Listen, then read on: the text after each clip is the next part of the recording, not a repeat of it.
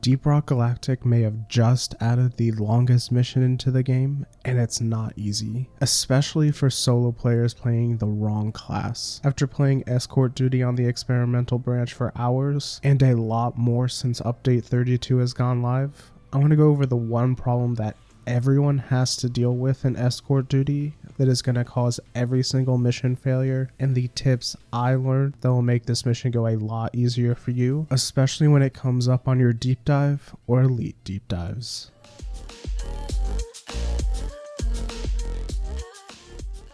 Hi guys, I'm Legionless and this channel is about helping you enjoy your games more. If you want to enjoy your games more, subscribe to the channel and follow me on Twitch, where we have a lot of good back and forth on the weapons and builds we love to use. Follow me on Twitter if you want more content, and like this video to help me out. First of all, I want to be really clear. I don't think this is a bad mission. I actually think it's one of my favorites, and I love the final encounter with the heartstone and the different mechanics like the flying rocks and the lasers. To really understand the problem so you can be much more successful in Escort Duty missions, we need to understand what the symptoms are. What instantly stands out is how Escort Duty really isn't a mission for solo players. The difficulty is beyond the norm and the precedent that's been set by all of the other missions in the game. Even with Bosco helping you out, he can only do so much, and he's really no replacement to having another player on the team. He can't even repair Doretta for you. Sure, Bosco can help kill enemies with you and defend Doretta, or mine oil shales so you can vacuum it up when you need to refuel the drill dozer, but otherwise, you've got to do a lot of the objective yourself, and it just takes a long time. For solo players, you'll want to stay near Doretta and kill enemies as quickly as possible,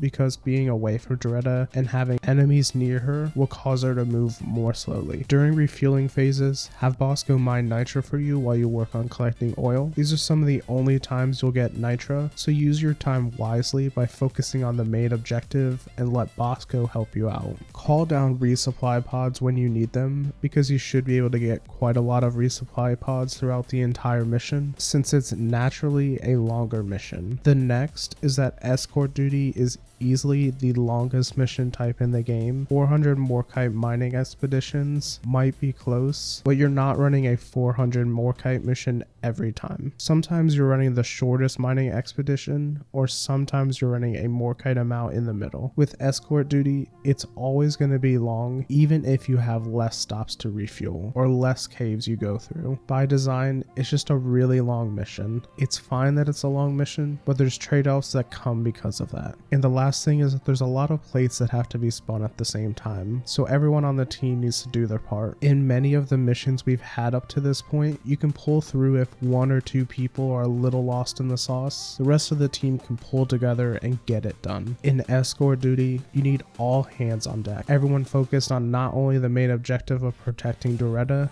and escorting her to the heartstone, but working on the secondary mission objective as you're passing it by, making sure to repair Doretta when she takes damage, get nitra for resupply pods, get oil when you need to refuel, and more. If someone goes to get nitra or secondary mission objectives, there's less people defending Doretta. Again, all of these things I mentioned aren't me saying that the mission is bad, but simply laying out what truly is the challenge every player needs to be aware of when running Escort Duty. That challenge, truthfully, is a test of endurance and a test of fortitude. Think about it. It's not really a test of speed. You do have some control over the speed the mission goes. You can speed Doretta a bit when you're near her, and if you kill enemies nearby, but really you've just got to survive long enough to win. That's it.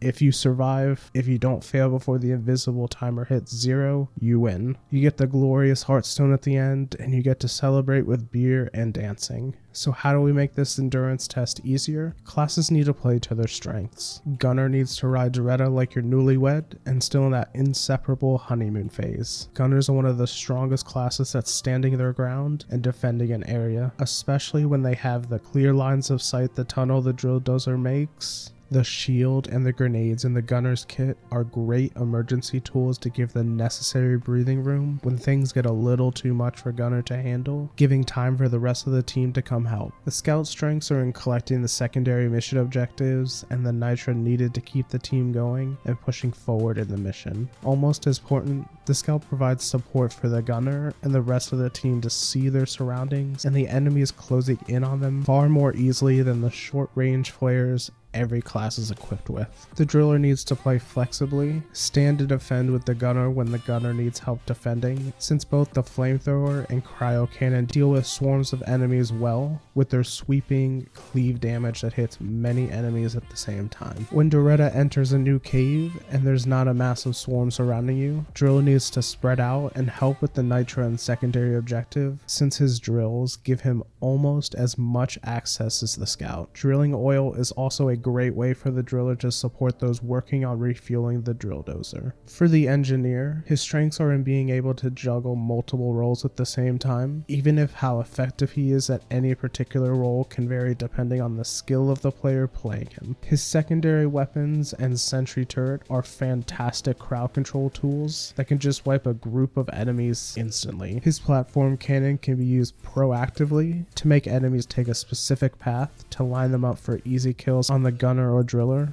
or he can use it reactively to help the scout grapple to whatever he needs.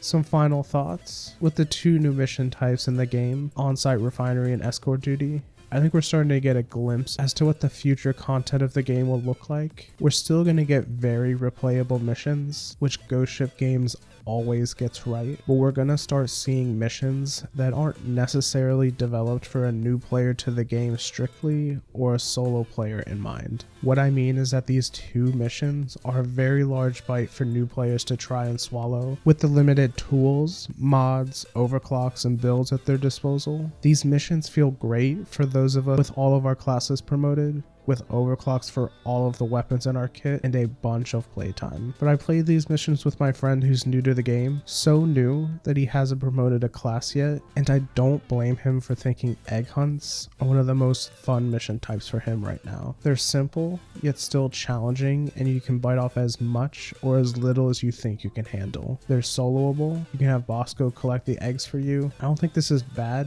It makes sense that the game is going to mature with its audience, but it's something we should be aware of. As content gets more difficult and requires more plates being spun at the same time to satiate the experienced veterans of the game, you run the risk of the ship landing in a place you weren't steering for. We see it all the time with AAA games like Destiny. I'd hate to see it happen to a game and a community I believe in so passionately, because I see the beauty of what Ghost Ship is building, and what they're crafting feels like going back in time a few years, back when gaming was more of a work of art and less of a profitable business. Let me know what you think in the comments below. I'm completely aware that I might just be thinking way out of left field. If you want to enjoy your games more, subscribe to the channel and follow me on Twitch, where we have these types of conversations and we theory craft the builds and weapons we love to use. Follow me on Twitter for more content and like this video to help me out. Thanks for watching.